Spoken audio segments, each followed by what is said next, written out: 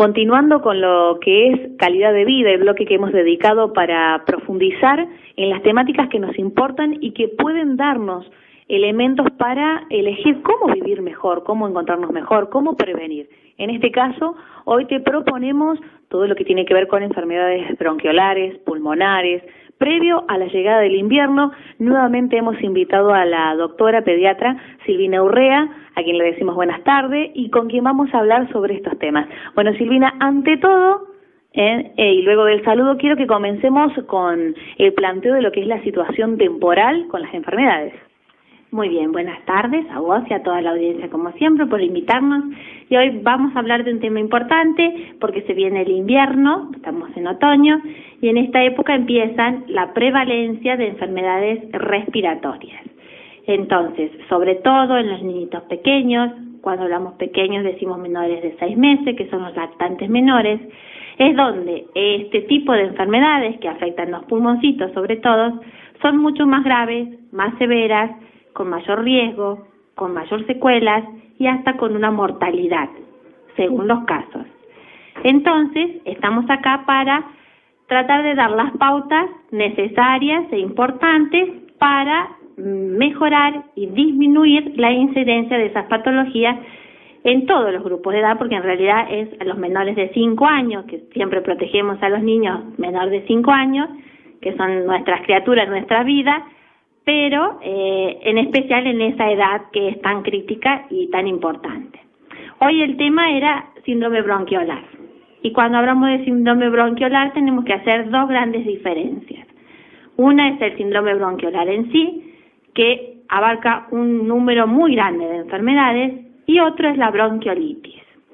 La bronquiolitis es el tema que hoy vamos a hablar, para que ustedes, cuando uno pone o ve en muchos diagnósticos síndrome bronquiolar. Bronquiolar es simplemente el broncoespasmo de la vía respiratoria inferior y puede ser debido a un sinnúmero de causas, dentro de las cuales está la bronquiolitis. Pero puede ser bronquiolitis, una bronquitis obstructiva, un asma bronquial, un reflujo gastroesofágico, porque sube el líquido hasta la vía respiratoria y el niño la aspira y pasa al pulmón y nos hace este tipo de síntomas. Entonces es un número grande de enfermedades. Pero cuando hablamos de bronquiolitis, ya estamos en una de las causas. Entonces, el primer diagnóstico es síndrome bronquiolar, y ahora vamos a ver de esos síndromes bronquiolares cuál es el que afecta a cada niño. Bronquiolitis en particular es una enfermedad infecciosa, producida por virus. En un 70% de los casos, el virus sincicial respiratorio es el que la produce. Afecta la vía respiratoria del niño, sobre todo bronquial, por eso se llama bronquiolitis. Los bronquios es como los cañitos que entran desde la tráquea, los grandes bronquios, hasta los bronquiolos terminales.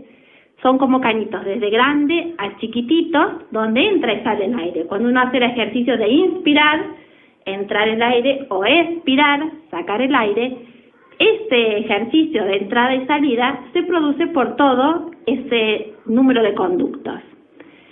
Los bronquiolos es la parte terminal, o sea, los más chiquititos, muy cerquita del pulmón. Y esta enfermedad, que es infecciosa, dijimos, que es producida generalmente por un virus, que es el sincicial respiratorio en el 70% de los casos, pero no es el único. El 70% es en invierno, o sea, este virus afecta sobre todo en invierno. Ahora estamos en otoño sobre todo es el influenza y el parainfluenza. Y hay otros, como por ejemplo el rinovirus, los adenovirus y los micoplasmas, que son otros patógenos que afectan, producen esta patología. Pero dijimos antes, 70 virus sincicial respiratorio. Bien, quiero hacerte una pregunta, porque estamos hablando de estos virus que afectan y que pueden llegar a provocar esta bronquiolitis, que puede llegar a ser muy severa, como lo explicabas. ¿Qué pasa con el mismo virus, pero en los adultos? ¿Nos afecta de la misma manera o podemos ser portadores? En general, los adultos no padecemos bronquiolitis, no hacemos esta enfermedad tan severa, hacemos cuadros mucho más simples. El virus, si es un rinovirus, es el que produce el resfrío común, una rinitis.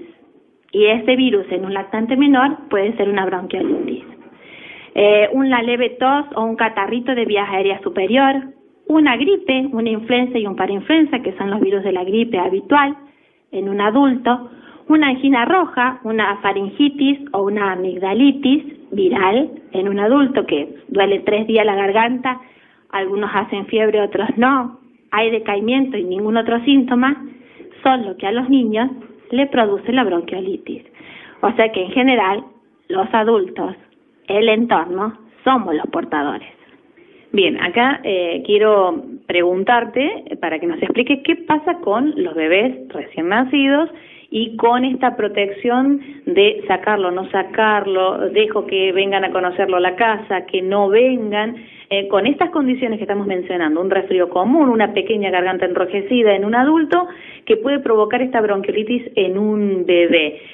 Bueno, ¿cuáles son las indicaciones para los adultos que comprendemos y razonamos con respecto a los bebés? Bueno, y ahí está la importancia de la prevención, por eso estamos acá.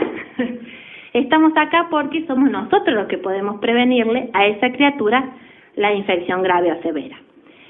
Si bien el mayor porcentaje de bronquiolares no requiere internación, las bronquiolitis se clasifican en leves, moderadas y graves, según los síntomas, solo el 3% de los bronquiolares requieren internación y del total, o sea, de ese 3% que se interna, 1% es la mortalidad producida por la bronquiolitis. La mortalidad porque lleva una insuficiencia respiratoria, que necesita respirador y que no sale en el tiempo que tiene que salir y entonces produce una falla cardiorrespiratoria en el bebé. 1% de mortalidad. Esto se ve muy afectado por las condiciones del bebé. Por ejemplo, si el bebé ha sido un prematuro, que hemos venido hablando en charlas anteriores, un prematuro, los extremos ni hablar, un bajo peso, alguna patología que haya tenido el niño cuando nació, cirugías, internaciones por distrés respiratorios, neumonías, respirador, que haya usado el respirador en un neonato chiquitito, cardiopatías congénitas, todas estas patologías son graves predisponentes. Y a un bronquiolar, que le va a faltar el oxígeno, con estas patologías previas, dijimos que solo internábamos el 3% en la población de niños normales que se afectan de bronquiolares.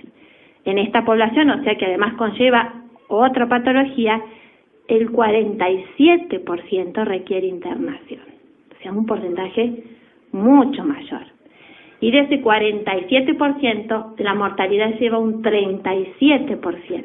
Es alta la mortalidad y es alta la morbilidad, o sea, la patología grave que requiere internación. Entonces, nosotros como adultos, responsables siempre de estos niños, podemos prevenir mucho. Primero, hay factores del huésped que llamamos de la criatura y factores ambientales que somos nosotros, el entorno, el medio ambiente. Hay cosas que podemos manejar y hay cosas que no. Tampoco somos los responsables de todo. Hacemos lo que podemos.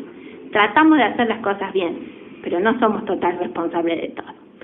Entonces, los del niño ya dijimos, todas estas cosas previas son importantes, el peso, la prematurez, el parto por vida donde vino, si fue normal o cesárea, todos esos factores son importantes. El amamantamiento es uno de los factores de protección número 1. El número 1 es la lactancia materna exclusiva en menores de 6 meses, y esto voy a ser categórica porque así debe ser. Está comprobado que la lactancia materna en menores de 6 meses, en épocas de invierno, donde esta patología es prevalente, es el factor protector número 1. ¿Por qué? Porque todas las infecciones que llevó esa mamá desde que nació, no en los últimos años, desde que fue niña, desde que tuvo su primer resfrío, si tuvo o no la bronquiolitis o todo lo que haya tenido, esos defensas le pasan al bebé en forma continua, diaria, y lo protege. Si nosotros o interrumpimos la lactancia o la disminuimos agregando una lactancia artificial, estamos entorpeciendo este factor protector. Entonces, número 1, lactancia materna. Otro factor protector sería las vacunas. El carnet de vacuna al día ayuda muchísimo a que el niño genere su propia inmunidad. Se llama inmunización activa. Uno le está poniendo gérmenes a esa criatura para que reaccione. Así como reacciona a esa vacuna, va generando cada vez más inmunidad. Entonces yo le despierto el sistema inmune de la criatura, lo alerto y lo ayudo. Entonces si yo me retraso en el carnet, menos estado inmunitario alerta tiene esa criatura, mayor posibilidad de infección. Otra cosa también importante es el hacinamiento. El hacinamiento es cuando en una habitación somos 5 que convivimos, o somos 1 o 2 o 3. Cuando somos 5 y tenemos 5, 6 o 7 niños, todo el mundo sabe que ¿quién no tiene un niño enfermo siempre? Con tos, con resfrío, con catarro. Y bueno, ahí tenemos un factor directo, o sea, una persona enferma que está continuamente, digamos, vamos a hablar contaminando el ambiente, pero no es contaminando, está enferma la criatura. Entonces no podemos evitar que esa criatura esté en contacto con ese virus. ¿Cuál es el factor protector? La lactancia materna. Se ve muchísimo niños con lactancia materna con bronquiolar. Tenemos todos leves a moderados. Es muy raro que tengamos un niño grave con factores protectores. Los graves generalmente no tienen ningún factor protector, que es eso que estuvimos hablando. Bien, y hablando de lo que es factores preventivos, protectores previos y cómo debemos manejarnos, ¿qué pasa o cuáles son los síntomas o los puntos alertas que tenemos que tener cuando comenzamos a ver que nuestro bebé o nuestro hijo comienza a tener algún moco? ¿Qué nos hace pensar que podemos estar frente a una bronquiolitis? Ahí está otra de las cosas que también charlamos en la charla anterior, valga la redundancia.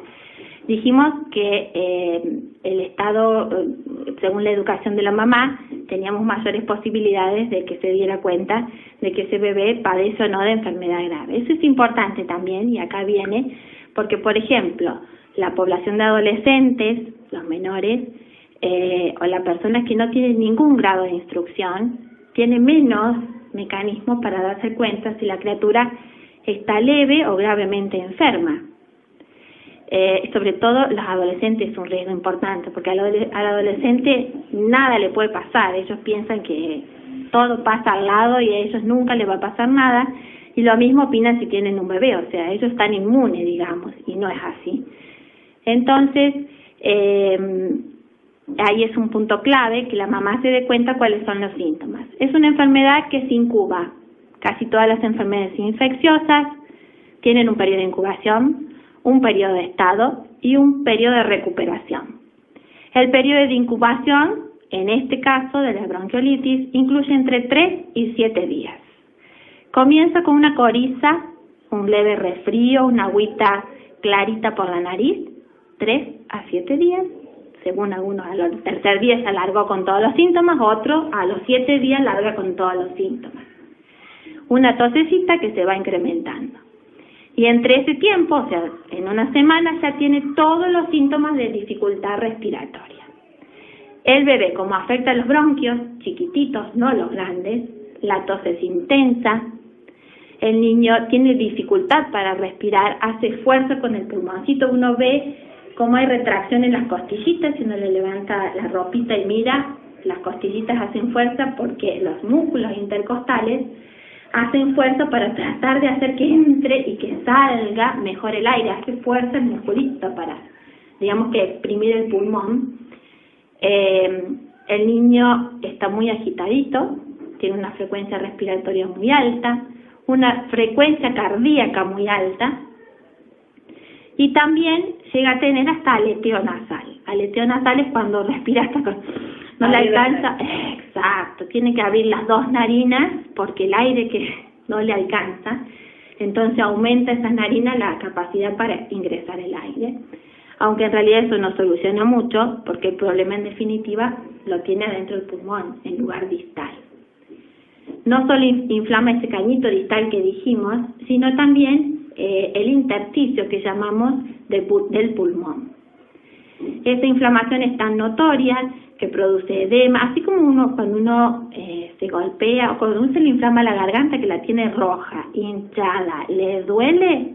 El mismo proceso ocurre en la parte distal del pulmón. No percibimos muchas cosas porque está ahí, no está en la boca que la vemos ni sentimos, pero estos síntomas son los que nos transmiten lo que está pasando ahí adentro del pulmón.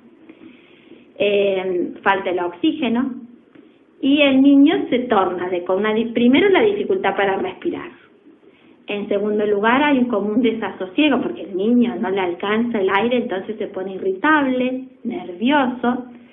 Y por último, ya se agota, digamos, ya si no nos damos cuenta, todos los mecanismos que usó para soportar ese tiempo lleva al agotamiento de la criatura, al cansancio de hacer tanto esfuerzo y que no se lo puede ayudar, que digamos decaen todos, o sea, baja la frecuencia respiratoria y entramos en una insuficiencia respiratoria que necesitamos ventilarlo en forma artificial a través de un tubo endotraqueal, de una intubación, por un respirador durante el tiempo que sea necesario para mejorar y bajar la inflamación y la infección que tiene en ese pulmón.